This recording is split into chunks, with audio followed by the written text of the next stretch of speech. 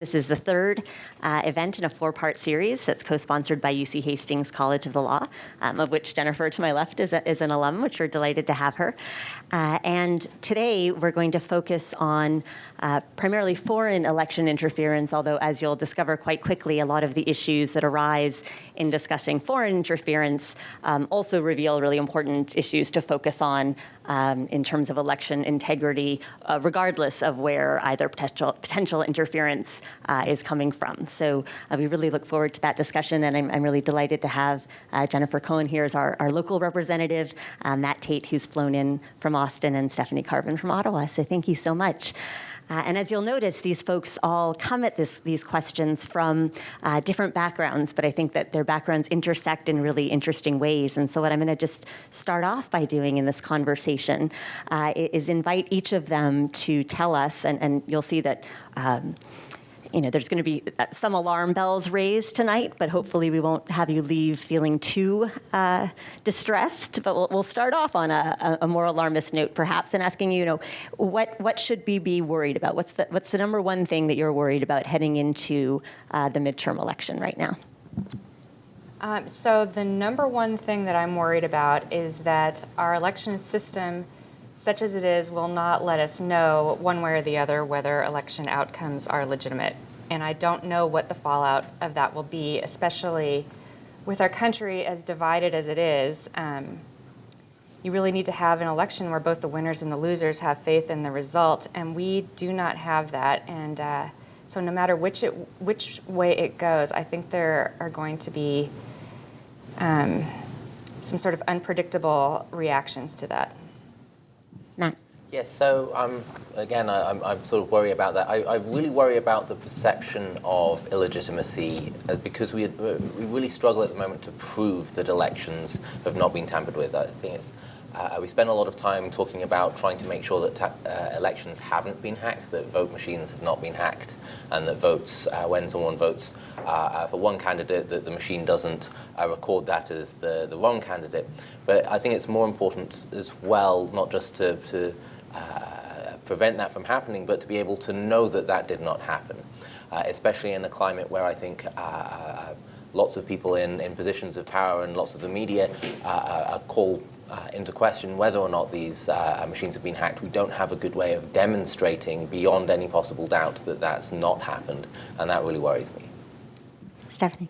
I would echo the comments that have been made by that, but I worry that even if we could prove that the elections were not tampered with in a culture of fake news, that people just won't buy the result. So I worry that even in the face of evidence right now, I mean, we're dealing with the situation right now, at least the United States is, where there's bombs. We have pictures of the bombs, and they've gone off, and people are calling them fake bombs. And that's a problem. So it's like I do worry that even in the face of evidence, that some people would not accept the result. Wow, so taking a step back, I think what all of our speakers have really pointed to are some fundamental weaknesses in what some people call our information environment, right? Just that the space in which we all communicate and transmit and receive information. And so, Matt, I wanted to turn to you in particular and rewind the clock a little bit, and maybe you can tell the audience a bit about your experience in the lead up to the 2016 election, which is really the election in which I think some of these issues at least appeared on our radar screens for the first time. And in particular, as you'll hear from Matt, he was involved in some of the early efforts to detect exactly what was going on when, as many of you may recall, we learned in the course of the summer of 2016 that someone had hacked the Democratic National Committee. There had also been hacking of personal emails of various members of political campaigns. And then, as you'll recall, also in the aftermath of that, documents obtained through those hacks were then released systematically through various websites, such that the process and the discussion leading up to the election really was, I think, possibly for the first time, heavily infused with this additional layer of information that had been accessed in a very strange way. So why don't you take us through that a little bit?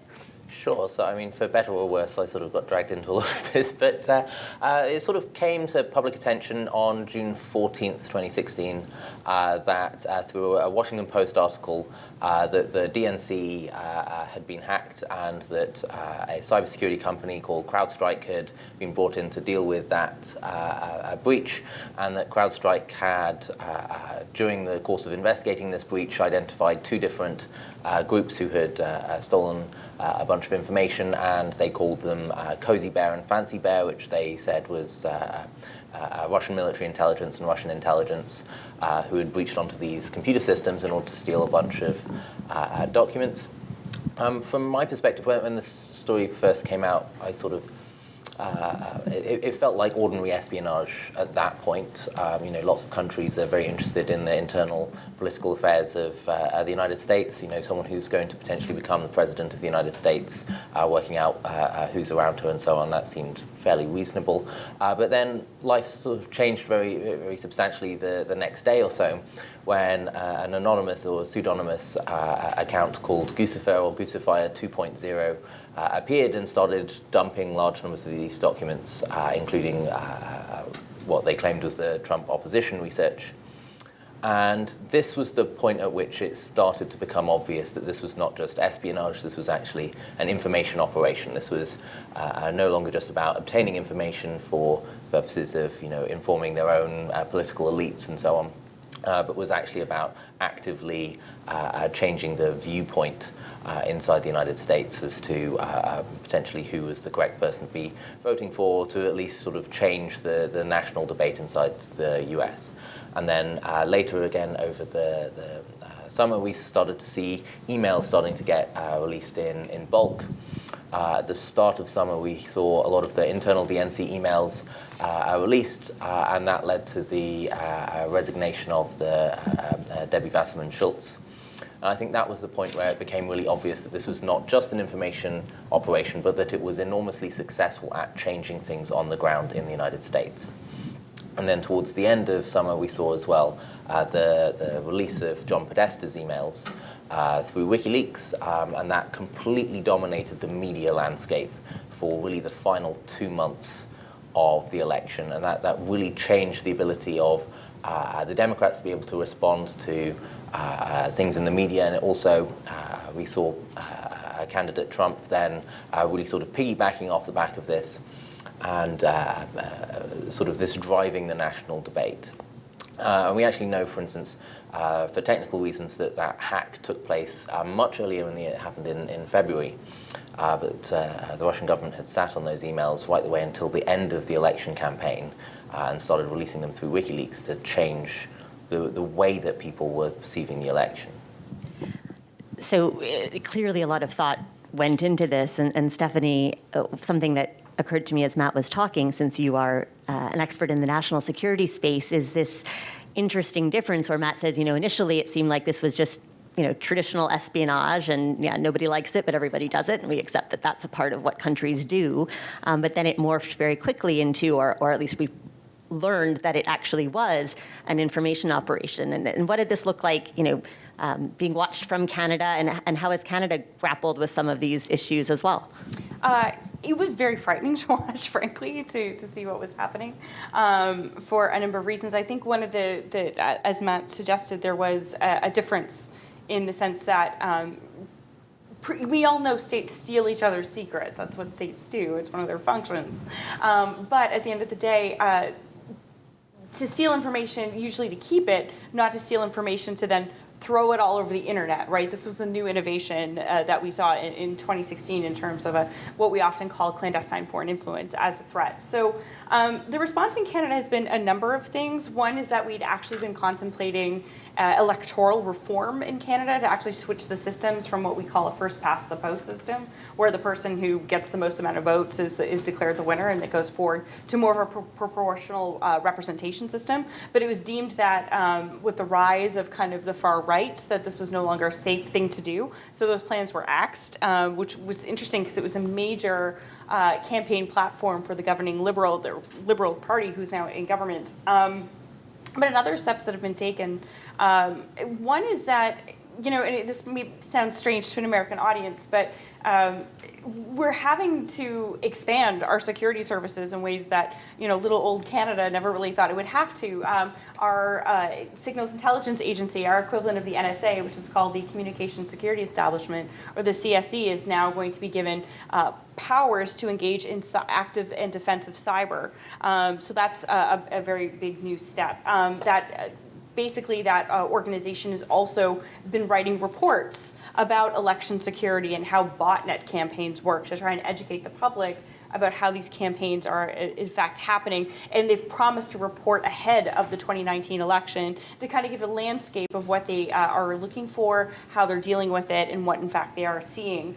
One of the most challenging things that we've been dealing with is how do you have national security institutions engage with non-traditional partners, such as, you don't have this in the US, but we have it in Canada. We have all of our elections are run by one federal body, which is called Elections Canada. And so it's not run by the state level, we have one party. So having our national security services talk to Elections Canada, which almost before was a huge no-no, is now becoming a necessity. So that's another thing. We have appointed now a Minister of Democratic Institutions who's kind of overseeing all of this. So it's actually, I think the impact of the 2016 election hasn't just been in the United States. The way it's actually kind of transformed national security and the way we think about national security in Canada has been really profound.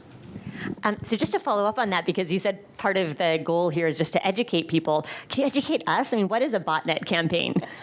So one of the things, so you have basically, we hear a lot about this thing called the Internet of Things, and basically more and more of our devices are connected online, but unfortunately these are connected in order to be secure, not to be secure, but in order to be convenient. So often people will just use code that's already out there and putting it in place, so it's not, it's a fast, quick way to create devices. They're not, to put it mildly, they're bluntly, they're not designed with security in mind. So what happens is often malware will, it's easily downloaded onto these devices, or people, sometimes they're set passwords so people will know what the passwords are, and this malware on the internet will be able to take over these devices, and basically they can direct traffic. So you can have, on the one hand, you can have large scale denial of service attacks, which could potentially disrupt an election campaign. We've seen these large scale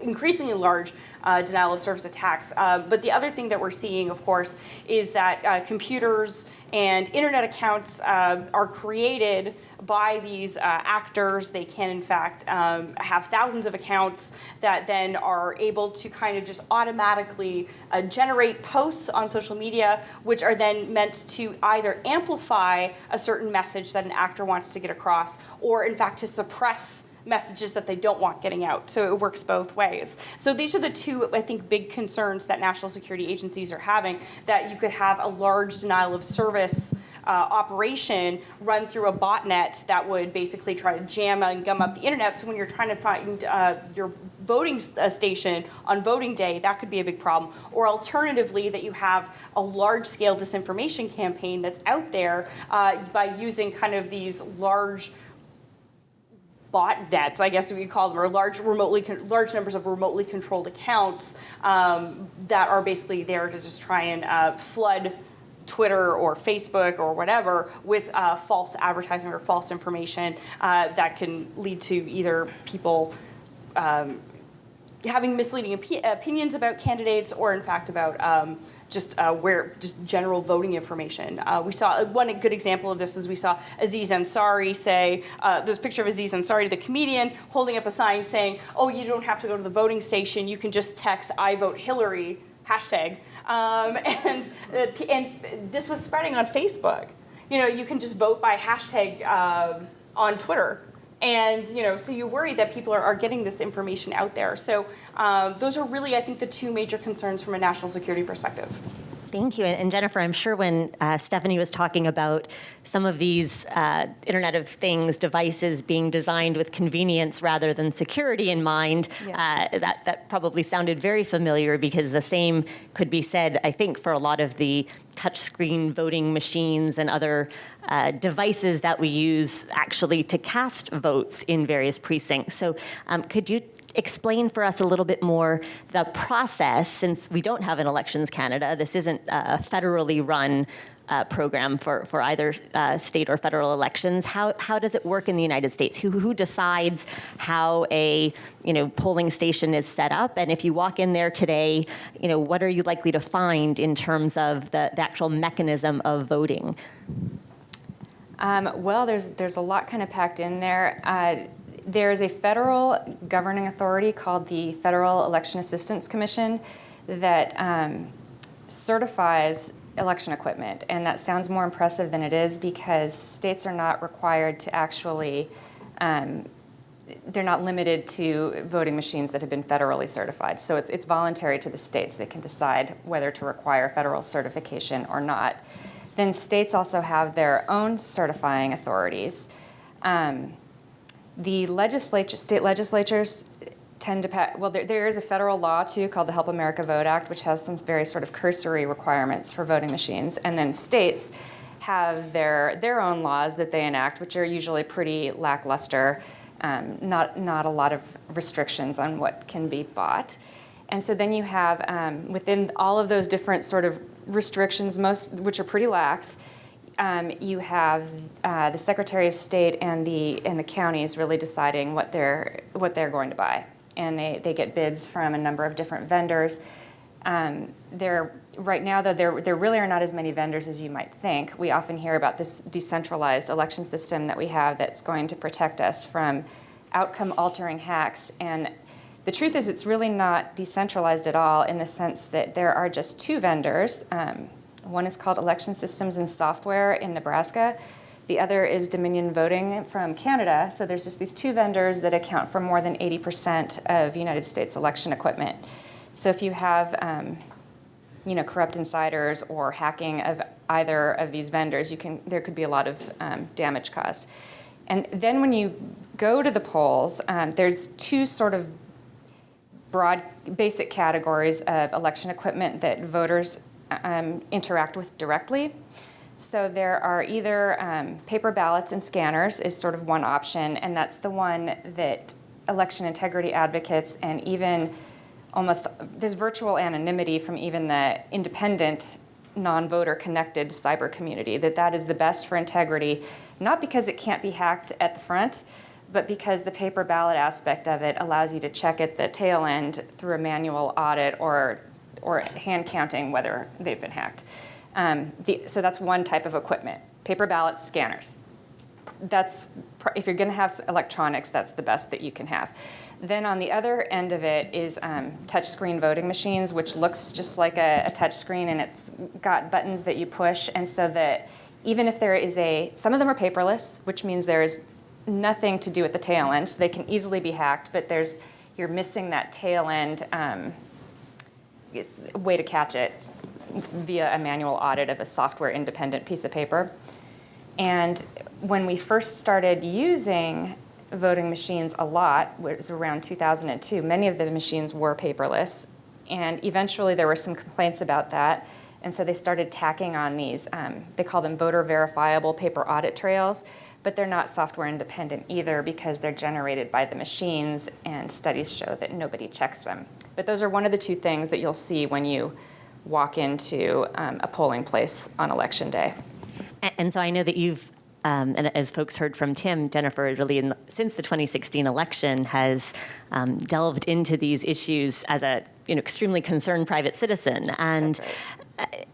My understanding from you is that you are highly skeptical of the ability of any of the current technologies available, at least in the way that they're currently used, to provide us with a result in which we can have confidence. It seems that the paper ballots, as I understand, what you've said, and obviously you'll jump in and correct me, are really the only way to have the degree of confidence that you think we ought to have in election results.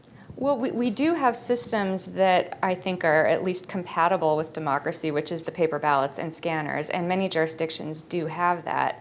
We had been moving away from touch screen voting machines, which are inferior from that ability to conduct a meaningful manual audit at the end of an election. We had been moving away from that. I'm concerned that vendors who have a profit motive have been pushing sort of this new generation of touchscreen devices called their touchscreen ballot marking devices. And they've always been around for the disabled community, and that's understandable, and I think that's a good use for them. But the problem is it gets back to having a software-independent paper record of voter intent. It comes from a touchscreen, and so you run really into the same types of problems. Sorry, and by software independent, you mean a paper record that literally it can't be affected by whatever the software does. It's just you and a pen, and a piece of paper. So I mean, I think we do have technologies that could be compatible. A big problem is we don't have laws that make them compatible with democracy, and we've been using these since before 2002, but really on a much broader scale since 2002, and we've had all this time for Congress or state legislatures to actually require manual audits, and more than half the states don't require any kind of manual audit at all. So even when you have the paper ballots, if you don't have the audit, it doesn't do you any good. And then the ones that have them, they're really just a dog and pony show, so they can say that they do the audit. They tend to be just a spot check.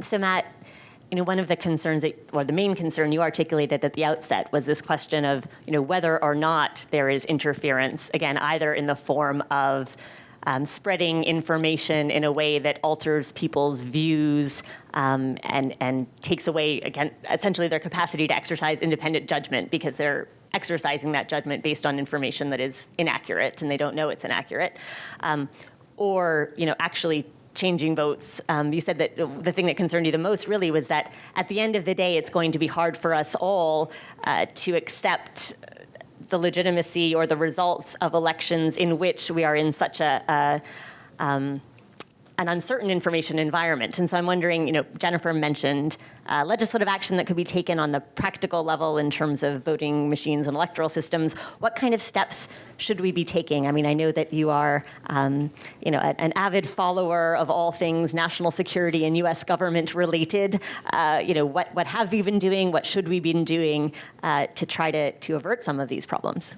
Right. So I think the first thing that's very important is we tend to get very confused with our terms. Like, it's very convenient to say, the election was hacked or the elections could be hacked. I think it's useful to sort of break that down into the different sort of categories that we should be concerned with.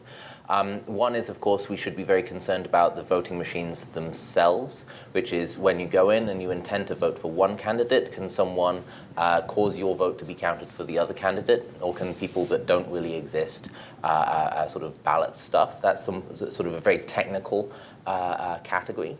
One category is this sort of disinformation. Can people be presented with large amounts of information which affects their choice to vote based on actively false information, or causes them to not be aware of the correct mechanics of voting? For instance, telling people that voting days are different depending on your candidate.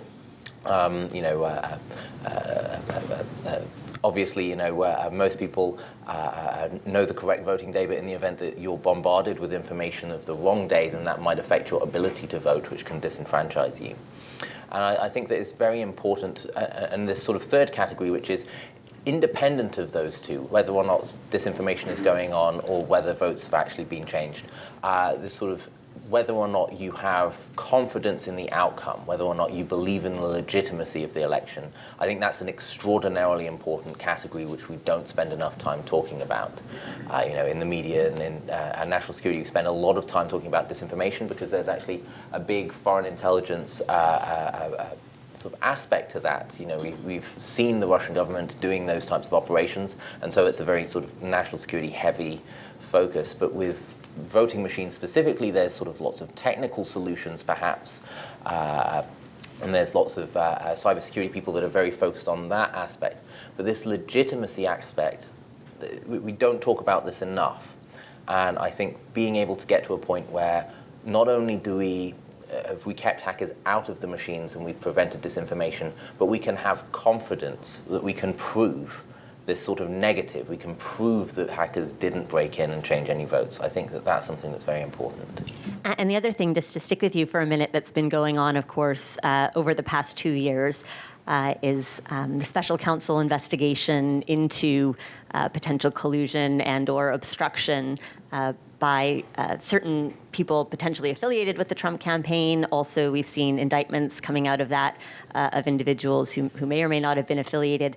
Without sort of going down the Mueller rabbit hole, so to speak, how do you see the relationship between what is coming out of that investigation and what we're talking about now, or are these really two separate issues in which one is sort of a criminal process playing itself out, and the other is really a more forward-looking attempt to, shore up our democratic institutions against the kinds of things that we saw in 2016? Sure. So, I mean, we've definitely seen two big different categories of things that his team has been doing. For instance, there's been a lot of criminal indictments against, specific people. But also there's been a lot of indictments against sort of specifically focusing on disinformation or the hack related to the 2016 election, which has been sort of much more focused on Russian government and Russian pseudo-government entities. And I think that he's used those second category of indictments really not to go after the individuals themselves in order to bring them to justice inside the United States, but rather just to let us know that this is going on so that we can try and defend ourselves against it. And really, until that happened, we didn't, lots of people said that these things were going on, but we didn't really have as much solid I don't want to say we didn't have evidence. We had lots of public evidence, but a lot of it was not, it didn't really have the US government stamp of approval on it. Lots of this came through private industry or through threat intelligence and cybersecurity companies, and all of that was very technical. But when Mueller started writing this into indictments in sort of a narrative format, it sort of showed people, this is actually the level of information that we have that, this was taking place. Down to the, individual search terms by Russian military officers sitting in their offices, working for the Russian government, or this is the scale, the actual sums of money that were involved in setting up these troll farms. This is the the scale in terms of sending operatives to the United States in order to get sort of advanced understanding as to how Americans think in terms of the election. And I think that those indictments have really given a lot of additional information we didn't previously have as to what the scale of this was for the purposes of the American public and for the purposes of congressmen and so on, in order to show this is a real problem and you need to think about it this is not them playing games. This is not a couple of 14-year-olds in basements. This is a directed effort. Well, and part of that directed effort, a large part of it, Stephanie, has been, I think, in Canada as well, although on a lesser scale, the Internet Research Agency in Russia and others actively on Twitter and Facebook and other platforms amplifying, I think was the word you used, messages on both sides of the political spectrum, and really identifying kind of cleavages in public opinion and seeking to deepen them and to exploit them. And one of the questions that we're getting from the audience, and I welcome folks to send up more, is, how different is that really from espionage? In other words, don't countries also just seek to weaken each other, and isn't that part of the geopolitical game? And why, number one, why should that be off limits, or is it off limits? But number two, isn't that something that we should just do back to whatever countries we think are doing it to us?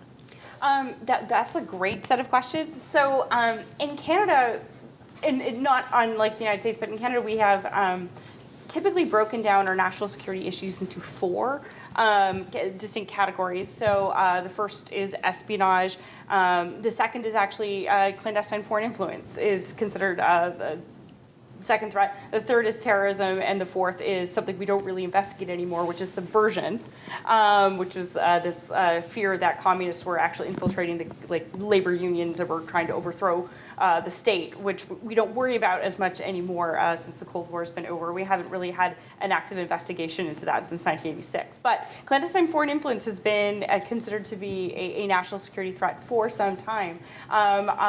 It's my understanding that we're now thinking about it in terms of not not so much clandestine foreign influence as threats to democratic institutions. So there seems to be, I think, as a result directly of the 2016 US election, a switch to thinking about like, well, how are these activities actually affecting the core of our state, which is our democratic institutions? And I think this is why we're concerned. I mean, let's be honest, all states influence each other, right? This is why we have embassies. Our embassy was working very hard not so long ago trying to convince all the states to support a new NAFTA agreement. And that's legitimate, though, because we do it in the open. We don't pretend that we're doing anything else. It's when that influence becomes clandestine.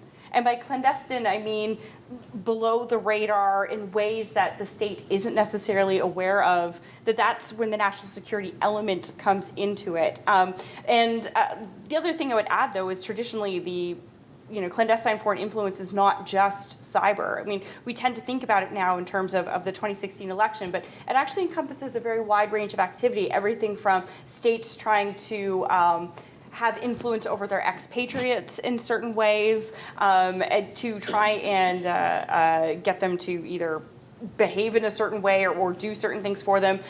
There's concern, particularly in Canada right now, that there may be, from China, that there may be very human-to-human interactions between certain figures from China or with ties to China to try and convince certain decisions to go the way that the Beijing government would want. So, it is a wide range of activity. And so I do think it's important. And yes, a lot of states do it, but I'm not sure Western governments are good at it.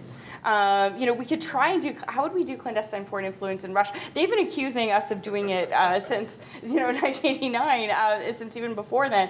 But I mean, it's a closed system. Their media system isn't free or fair. How we would go about doing it, I think is very problematic. I think we need to I think the best way to do it is to name and shame, call it out when we see it. And certainly we have seen the U.S. intelligence community trying to do that, particularly in January 2017 when they released the report with, I believe, 13 national security agencies of the United States came to the conclusion that not that the Russians succeeded, but there was definitely an effort that was put in place. And as Matt said, we've seen that kind of being slowly revealed to the not just the Americans, but also the world as to how this is actually taking place. So to wrap all that up, I would say, yes, it's a problem.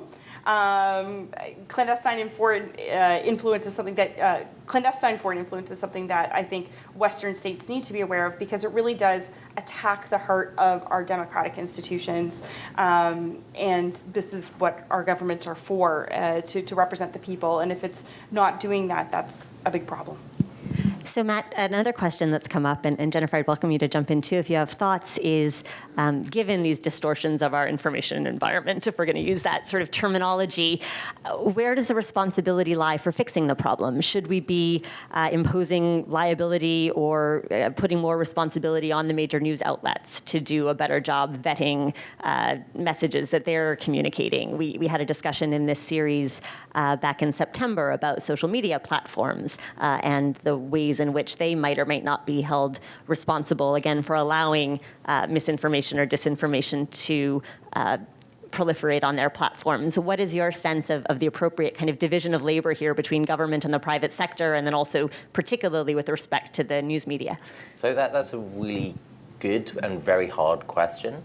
I think that there's really quite serious problems with the government imposing requirements on reporting by news outlets, especially when we're talking almost by definition about politically charged events.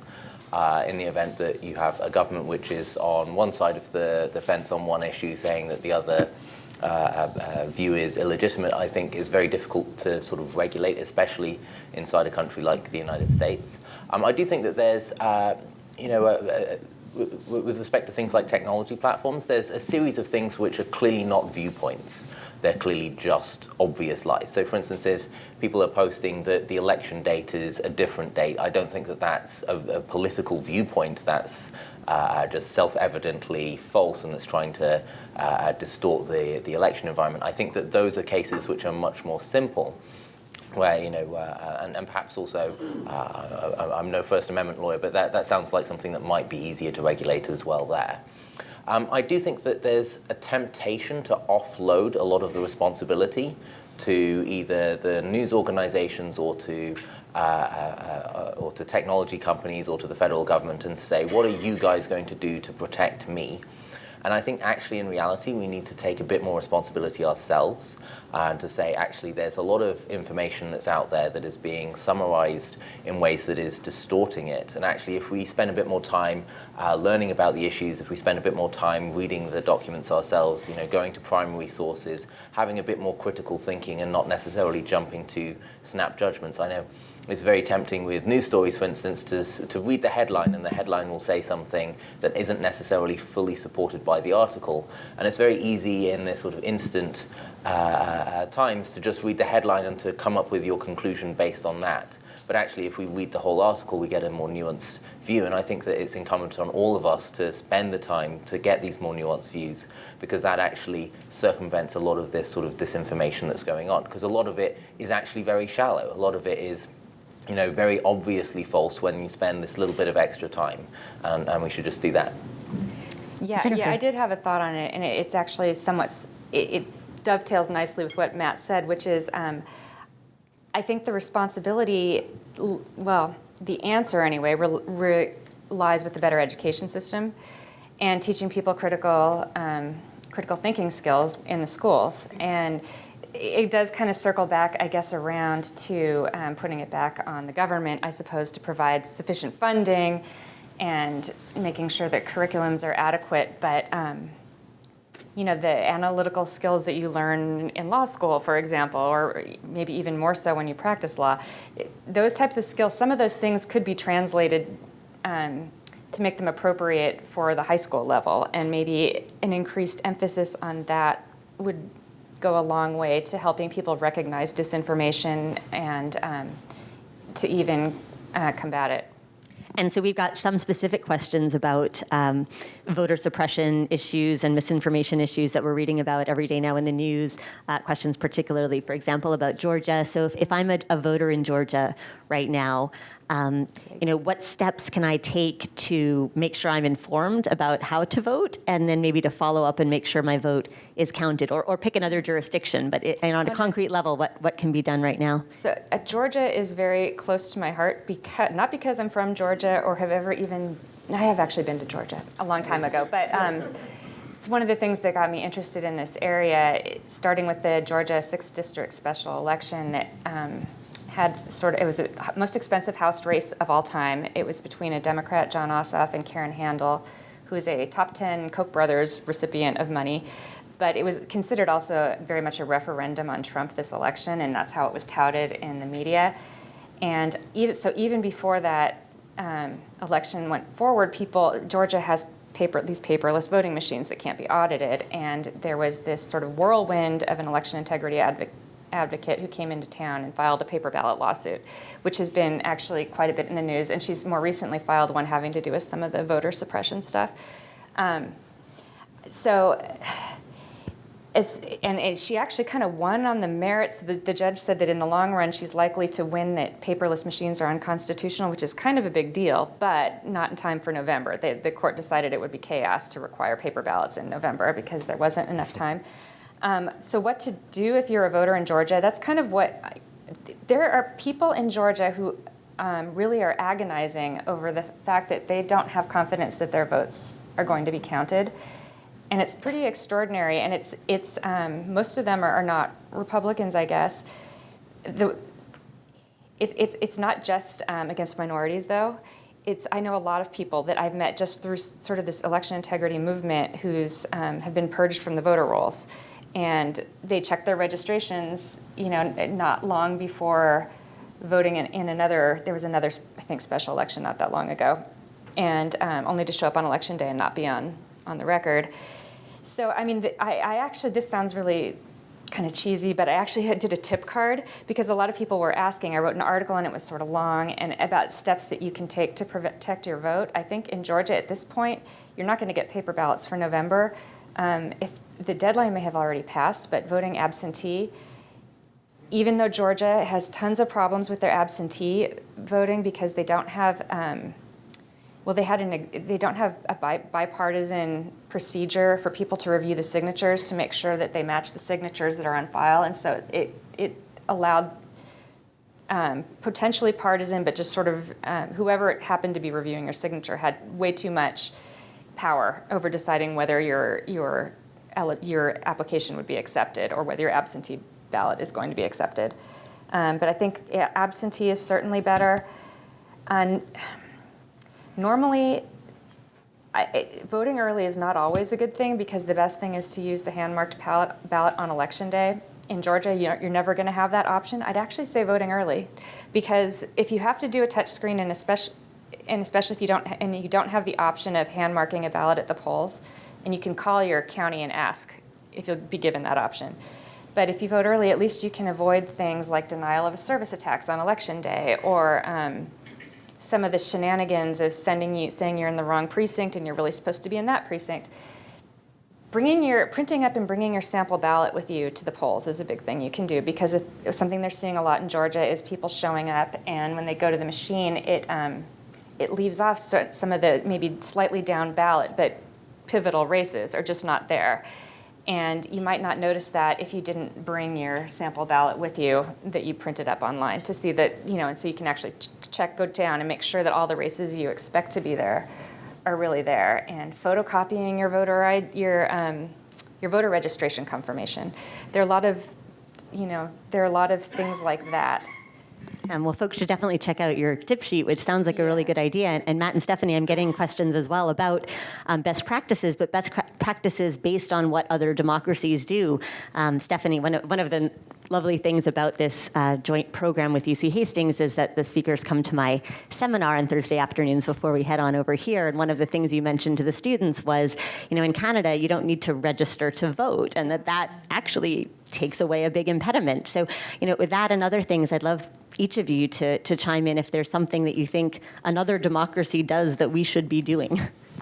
I think like I can say, be Canada.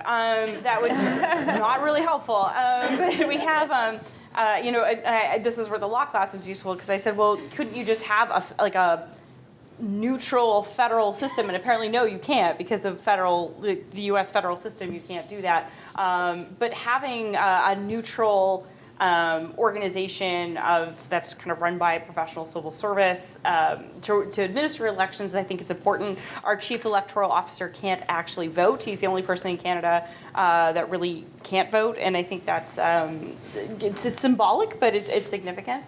So that person can't be partisan or it can't be perceived as partisan. So I think that's important. We still have paper ballots. We are experimenting at the municipal level with more online voting systems, like not even going to a polling station, but actually voting from home, which my friends loved, by the way.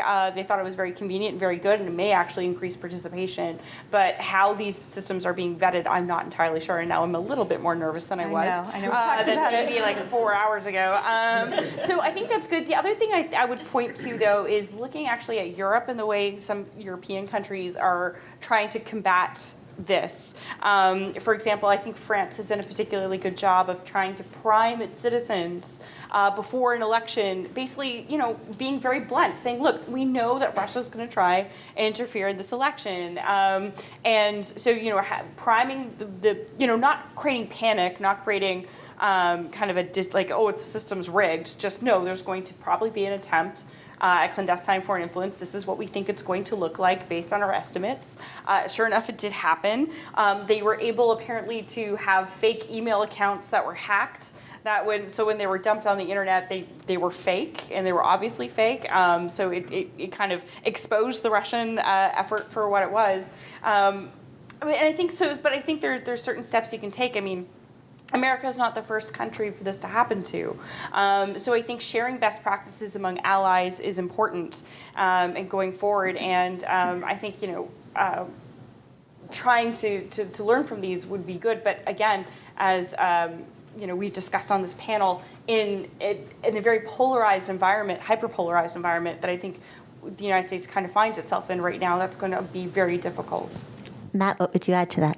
Yeah, so one of the real difficulties is, for sure, Canada and the UK are very different to the United States, but actually a lot of those differences are very structural, which means that lots of ideas that do happen in Europe and in the UK and Canada, that they don't translate particularly well. So I mean, things like having a centralized electoral commission is sort of a very good idea, and it's not going to work here at all, which is sort of tragic. But it's I think one big thing is to try and get the states to be more standardized in the way that they do. They sort of understand their responsibilities to make sure that the votes are secure. And also, I think having a more diversified set of vendors is something that would be, plausible and doesn't sort of involve the federalism questions, some of the complexities there.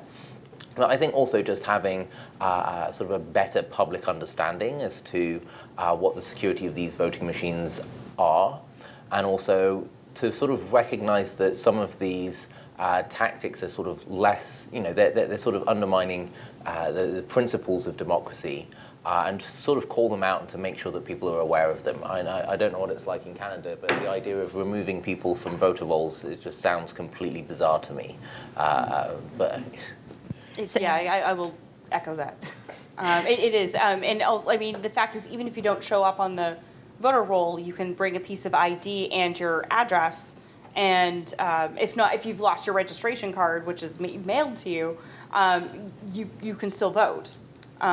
So we have systems in place that make sure that very few people are disenfranchised. And I don't know what the voter lines are like in Canada, but in the UK, I voted recently. I was there stood in line for, I guess, 15, 20 minutes, and then voted. And now you sort of see online that people in the US are often standing in line for 3 or 4 hours. And it seems to me that if you want to vote, you should be allowed to vote. It seems like nothing seems more American than the idea that if you want to vote, you should be allowed to. Yes. As a citizen. Yeah. So my thought on this, yes, the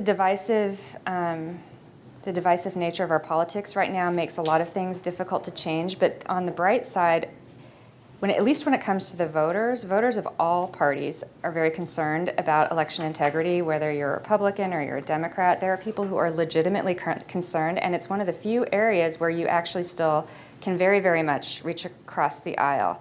I'm fairly strongly on one sort of side of the political spectrum, and I have appeared on radio shows for people completely on the opposite side, and we would probably not agree about anything else, but when we talk about elections, election integrity, there's massive areas of agreement, and I actually think that if we can move toward elections that are more transparent, by which I mean people can, to the extent possible, observe and understand most of the process.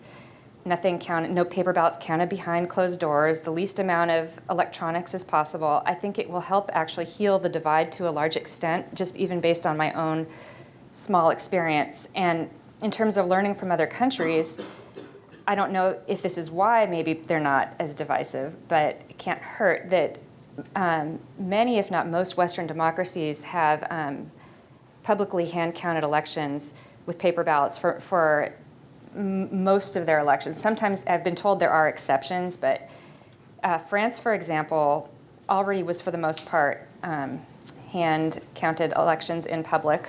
But after Trump's election in 2016, they had online absentee, and apparently they dialed that back. I kind of have lost track. I don't know if they went back to it again, but at least as of about a year ago, they had dialed that back. The UK, for the most part, with maybe a few exceptions. Canada, other than the municipal elections, are publicly hand-counted for the most part. Is that right? We're slowly moving to a scanner system. That's the experiment. That worries me, but yes. The last two elections I voted in the last 3 months, the provincial and the municipal, but they're hand ballots. You color in a circle, and then you hand it in. Right. So I think the ballots are kept, but they're technically scanned. And then the next question is whether you actually have the next step of it, though, is you need to have those laws that require manual audits, and then they have to actually be meaningful manual audits. It can't just be a spot check. Germany also, for the most part anyway, has publicly hand-counted elections, and I think we could really learn from those examples, unfortunately, I fear it's actually going the other way, where our bad habits are maybe slipping over to some of these other countries, and they're moving more toward the type of system that we have, which is less transparent and actually more prone to a divisive atmosphere where nobody trusts each other.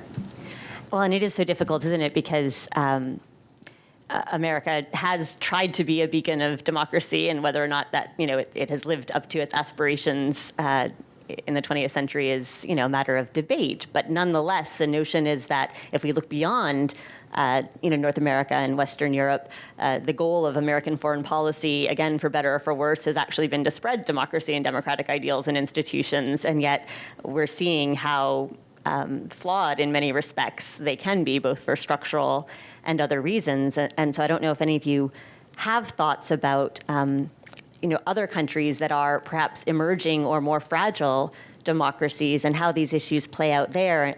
We've talked about in this series, social media content moderation and the issues of the proliferation of fake news and things like that also, may or may not be election related. But I wonder, are we almost a testing ground for some of these interventions, the positive interventions that we've been talking about, and to the extent that those interventions may require more cooperation between either the government and the private sector or more centralization, that's not necessarily a good model for emerging democracies to follow either, right? Because you do, at the end of the day, need to be able to trust someone or something to be neutral. I don't know. Do you have any other thoughts on emerging or nascent democracies and what all of this trouble that we're getting ourselves into means for them?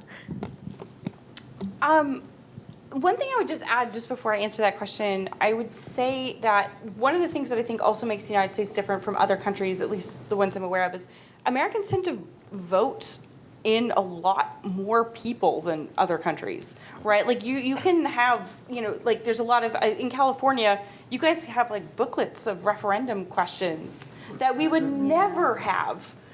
So like part of the reason I think you guys need these more electronic systems is that your votes are just so much more complicated. You'll be, vote yes on Prop 72. I'm like, what even is that? I don't. There's 72 of them. I know there's 72. How can there possibly be? But this is a very uniquely American phenomenon that you actually have so much democracy that it does require these more complex systems. So I think it's something to both admire and be moderately terrified of from a foreigner's perspective. In terms of, but yeah, I mean, look, I think.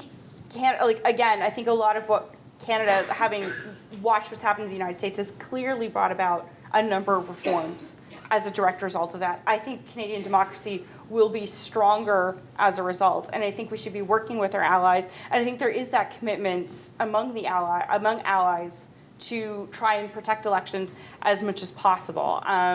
I know, for example, we have moved to there have been conversations, we often talk about the Five Eyes of intelligence, the United States, UK, Canada, New Zealand, and Australia. There have been talks among the Four Eyes, which unfortunately the US isn't necessarily there, on election integrity. But in addition, I think that the world is actually suffering pretty badly from a lack of U.S. leadership on things like human rights, on things like election integrity. We have seen problems in, just today we saw stories about Brazil and how these problems are affecting Brazil in terms of apps like WhatsApp, that political figures are able to scrape information, use computer programs to scrape phone numbers as much as they can get them, and then starting to kind of give people messages that perhaps they actually almost certainly unsolicited, either fake information or political information that you're going directly to their phones.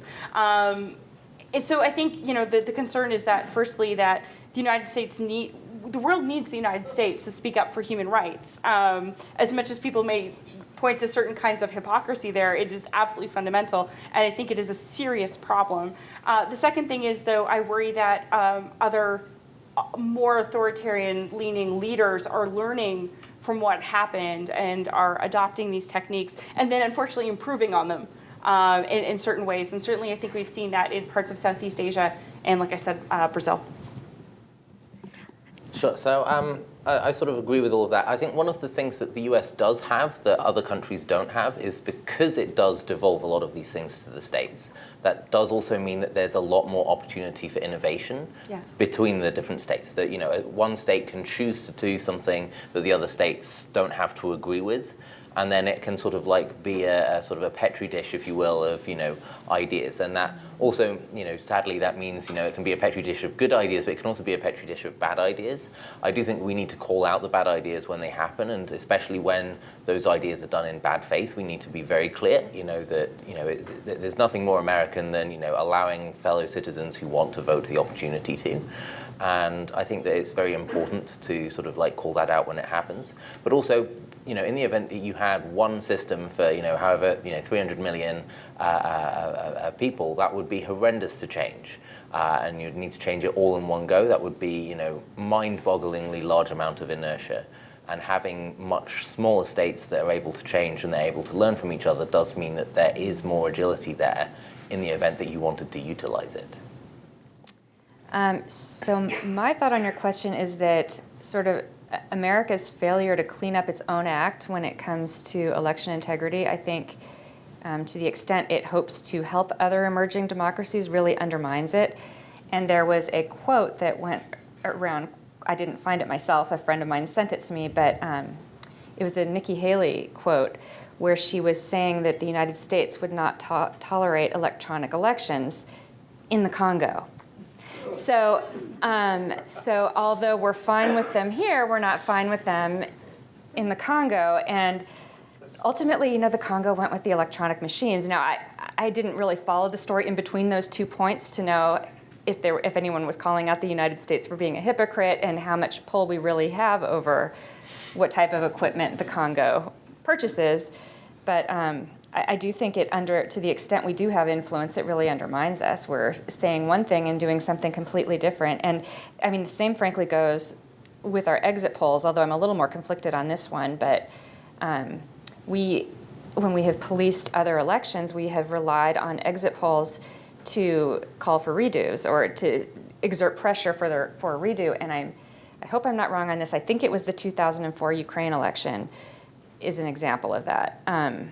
And yet in our own United States, we consistently have elections that deviate vastly from the exit polls, or at least they used to. In recent years, they started adjusting the exit polls after the fact. So you have an exit poll, then you have the official result, and then they literally go back and make the exit poll match the official result. But we have these deviations, and they're ignored. So then I would imagine it can't make it very easy for us to then use exit polls when we go to other countries. Can I just add, actually, it's not just the emerging democracies. I worry about the retrenching democracies. Because, you know, I think part of the problem is, you know, maybe the problem that you pointed to with the Congo. Yeah. You know, but, I mean, it allows Vladimir Putin to say, oh, you think we're bad? Well, they're just as bad as we are. Yes. You know, and I think that's the big thing is that, you know, if you have, you know, arguably the most important democratic country in the world having these issues, you can then say, well, look, they're just hypocritical. This doesn't really matter. They're just as corrupt as we are. They're just hypocrites. And I think that's the other message that I'm really concerned with is that if you don't have that kind of example to point to, and you basically can excuse your own corruption because you're basically saying, well, you know, we're all bad. Just stop pretending that you're better than we are.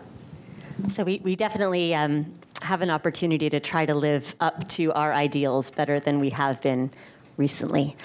Believe it or not, we're at the end of the hour. The wonderful thing about these three folks who are here tonight is not only that they have wonderful perspectives that they've just shared with us, but they also have tremendous social media presence. So as dangerous as disinformation on social media can be, if you want the real thing, you can check out each of their Twitter accounts on which you can follow their perspectives on a range of issues as we head towards the midterms and beyond. So thank you all so much for being here tonight, and thanks most of all to our guests for this fascinating conversation.